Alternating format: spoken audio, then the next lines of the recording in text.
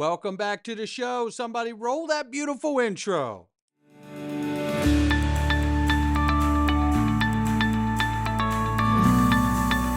Digital Perspectives with Brad Kimes. Come on in.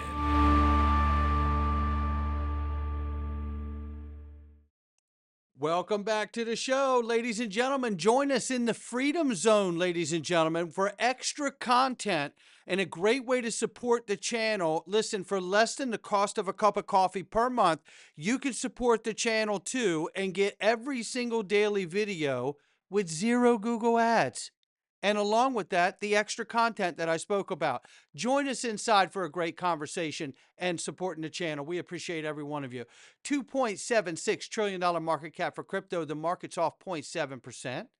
Bitcoin, 84,500 plus.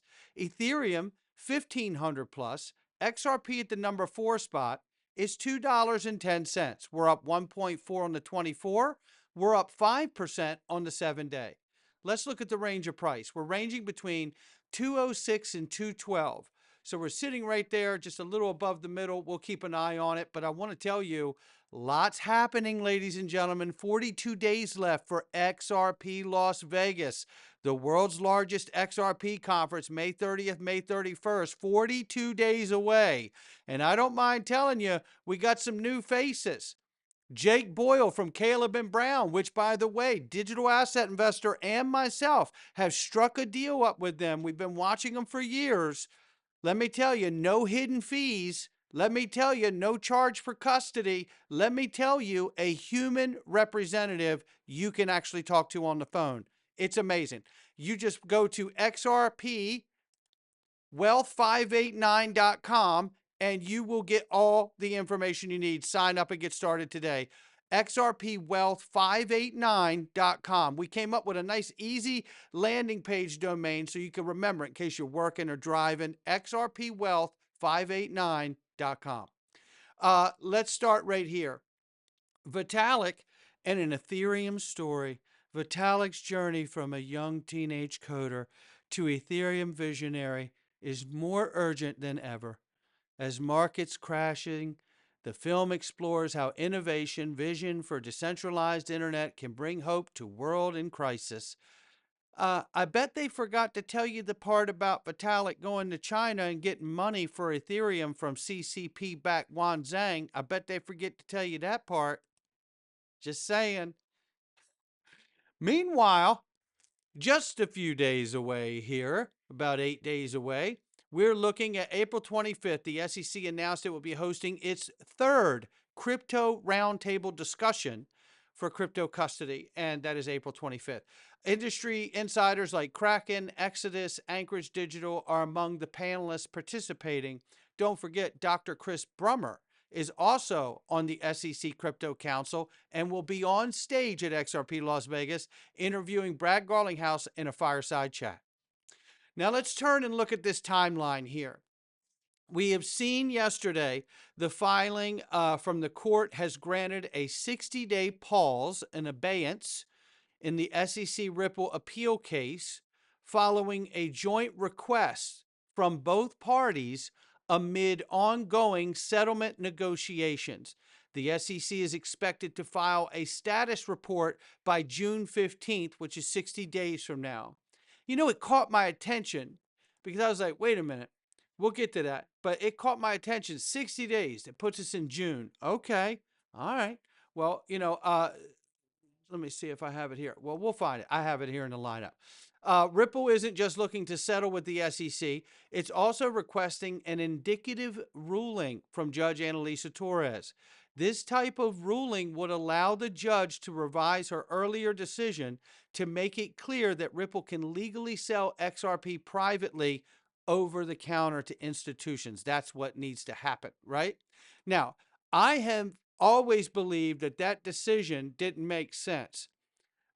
Through conversations with lawyer Metal Allman and John Deaton and others, I've come to my own conclusion without, this is my own conclusion, that I personally believe that that decision about institutional sales was a placeholder decision forcing both sides to negotiate because it really didn't make any sense.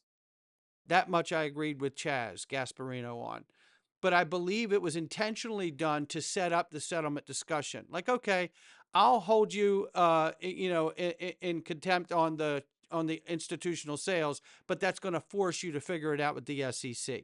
That's how I felt like that decision has been. So with that, we know that there's a few things starting to line up now. The SEC versus Ripple case, the parties' joint motion to hold the appeal in abeyance has been granted. The SEC will file the status report within 60 days, June 15th, June 16th, 2025. Well, that's funny because that's just in time for the ISO 20022 FedWire FedNow implementation, which happens 1 month from that timeline of the report on July 14th, 2025. And interestingly enough, guess what else wraps up right about that same time? Remember the executive order from President Trump to explore digital currency to begin with? Well, that had a 180-day timeline for that working group and that executive order to come up with the potential creation of a strategic reserve and a national digital asset stockpile. Well, that 180-day mark puts us right about the same time as this July window here. Because if we go from January, let's just call it February, March, April, May, June, July, 6 months, 180 days. That's where it puts us. So interestingly enough, the working group on the crypto executive order about strategic reserve and digital asset stockpile is going to come back with its findings and all of its effort right about the same time we see FedNow and ISO implementation taking off. How about that? Yeah, coincidence? Not at my house. And here's a conversation with Dr. Rajan, that's right, and the Fed chair, Jerome Powell. Take a listen. Well, let me move to something which is more about technological change and new kinds of instruments. And I'm showing you this, by the way, because we got the 180-day timeline and everything else, the case and everything else falling right about the right point just before legislation's passed and signed. Now let's listen to the stablecoin conversation with the Fed chair. Cryptocurrencies. How do you see the potential for more favorable regulations coming on them and potential risks from that for the system? So we went through a wave of failures and fraud and things like that were the headlines for a couple of years. And I think what you see now is, and during that period, by the way, we worked with Congress to try to get a legal framework for stable coins, which would have been a nice place to start. We were not successful. I think that the climate is changing and you're moving into sort of more mainstreaming of that whole sector. So Congress is again looking at both the Senate and the House are looking at a legal framework for stable coins. Depending on what's in it, that's a good idea. We need that. There isn't one now. And stable coins are a digital product that could actually have fairly wide appeal and should contain consumer protections of the typical sorts and transparency. And that's what the Senate and the House are working on. So that's a positive thing. I also think some of the we took a pretty conservative, and other bank regulators took an even more conservative perspective on the guidance and rules we imposed on banks. I think there'll be some loosening of that, and I think we'll try to do it in a way that preserves safety and soundness, but that permits and fosters appropriate innovation, but that does so in a way that again doesn't put consumers at risk in ways they don't understand or make banks less safe and sound. There you have it. That is the Fed chair telling you that stable coins are going mainstream. He literally said that statement. This is Dr. Rajan. If you've been in this space a while, you know that in 2019, I had the privilege to attend Ripple Swell event where I got to ask Dr. Rajan this question. He used to be a managing director at the IMF. Asked a question about globalization. if you could talk about the idea of the old concept of the banker coin and a neutral asset being in place of a global reserve status of the dollar, and possibly that being XRP. You know, what you're asking for is whether there's a possibility of a global currency, and to some extent that's what Libra was trying to do. And as I understand it, that's different from what XRP is trying to do. And the reason is as follows. As soon as you go to maintaining the value, right, some kind of stable coin, a whole set of regulatory concerns get triggered. I have to make sure that there is corresponding financial or real assets backing this notional value that they seek to maintain. Wow. And that's the movie Cryptonaires that a lot of bad people out here try to say we never made. You know, it's a funny place we live in. But, you know, it is interesting to me that here we have this conversation. And for anybody who doesn't know and isn't aware, you know, there's Dr. Rajan right there. And we know that gentleman, Naveen Gupta, wish him well. You know, but again, you know, these conversations have been happening since day one on this channel. I've always believed that this is the role for Ripple and XRP. There's no question about it. And now it is actually unfolding. Ripple meets every line of the incoming law in the United States for stablecoins.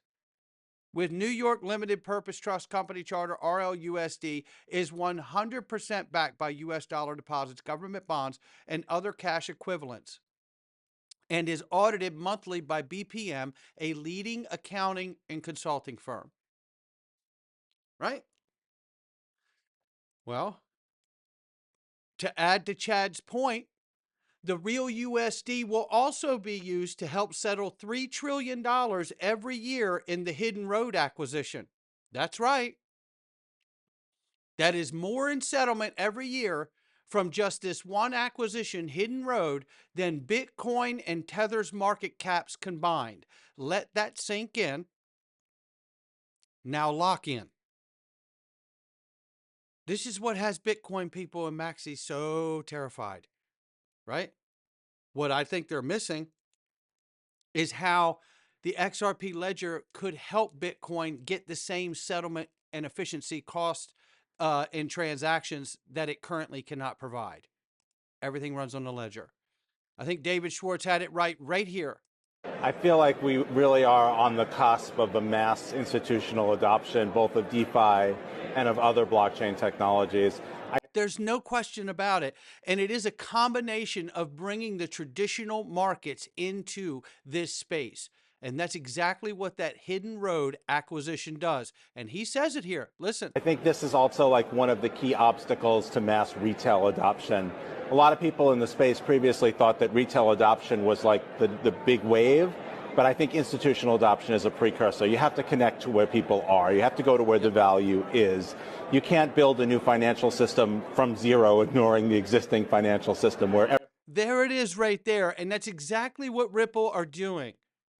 That's what the Hidden Road acquisition really signifies and signals to me, is that it is not ignoring the traditional financial world. And in fact, it's just connecting the plumbing to the new digital world. Watch out. Then I asked this question. Hey, Elon, can you tell us when X will be going live with its money transfer side of the platform? And will it include the option to move digital assets like Bitcoin and XRP, others, as well as stable coins? Thank you in advance. Eggrag Crypto shares this. It's the XRP Dragonfly Doji. Uh-oh. What does it mean? If you know, then you know. And if you don't know, then now you know. Well, here it is. The Dragonfly Doji signals a bullish pattern, a reversal, if you will. And look at what we have here. That looks a lot like what we're looking for, the Dragonfly Doji. Come on in. Well, if that's right, then it means we're still on track for our $750, $13 and road to 27. And when you're tying in the traditional economy to the tune of $3 trillion every year, how long will it take to hit these numbers right here? How long? That's the fun part. Not financial advice from me or anyone else. It's just my digital perspectives. I'll catch all of you on the next one.